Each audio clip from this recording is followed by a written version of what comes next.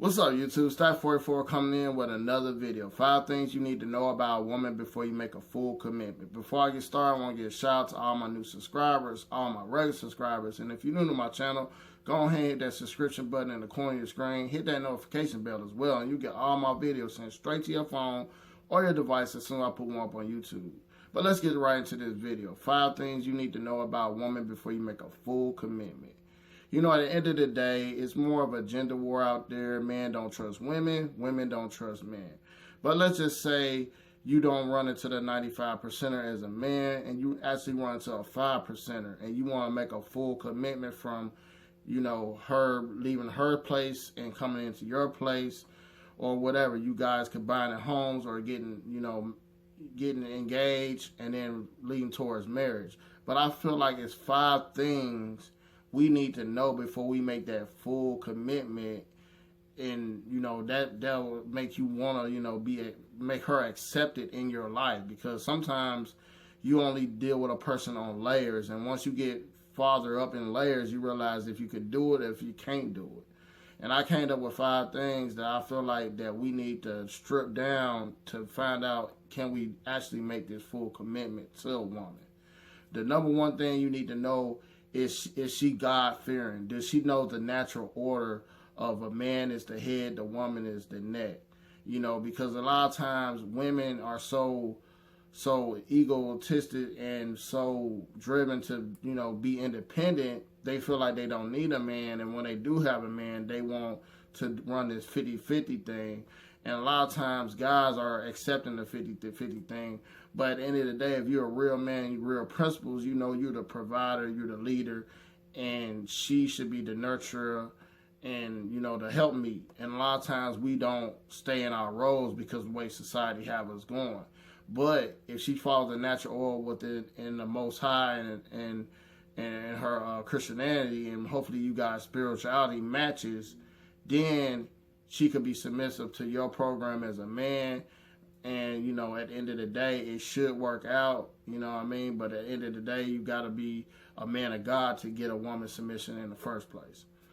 Number 2, it's crazy to sound, you got Facebook, Instagram, and all this stuff out there, but it's a lot of fake stuff out there. So a lot of times a woman needs to reveal who she really is outside of the fake hair, fake nails, fake lashes, makeup, all that. Can she strip down that and show you who she really is if she wear all that? Sometimes women don't wear all that, but you want to know what she really looks like outside of that, because at the end of the day, love don't fade if you really love a person, but looks fade. So you want to make sure you know who you dealing with on a real level. Make sure she can take that mask off for her and show you who she really is, and vice versa. As a man, you got to show her who you really is. At the end of the day, you got to love yourself before you can love anybody else. Number 3, finances. Women carry more financial issues than men.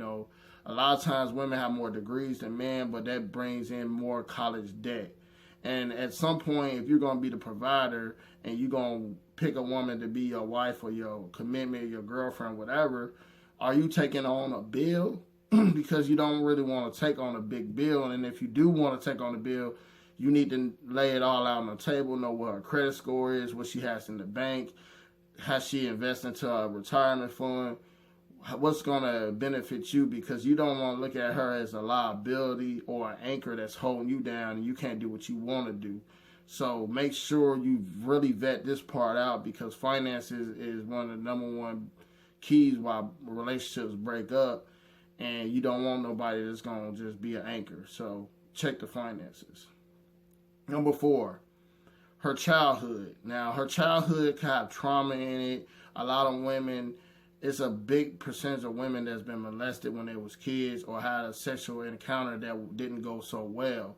So sometimes women don't have great childhoods. Not all, I don't say all, is always different, but sometimes there's a lot of women that go through traumatic experiences that they haven't, overcome, and they try to block out their childhood. And sometimes as a man or person, period, your childhood kind of helps you in your adulthood. So if sometimes people have trauma in their childhood and it might not even be a sexual experience. They might have a parent that was alcoholic or something that dramatically happened to them, and sometimes it affects them when they get older. So make sure they had a healthy childhood, and if they didn't have a healthy childhood, make sure they can talk about what happened. Because if you can't talk about what happened in your childhood or in your past, you haven't healed to be the best person for somebody else. So make sure you can do that.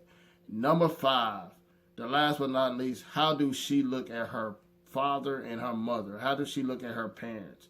This is a big key because your parents should be your blueprint.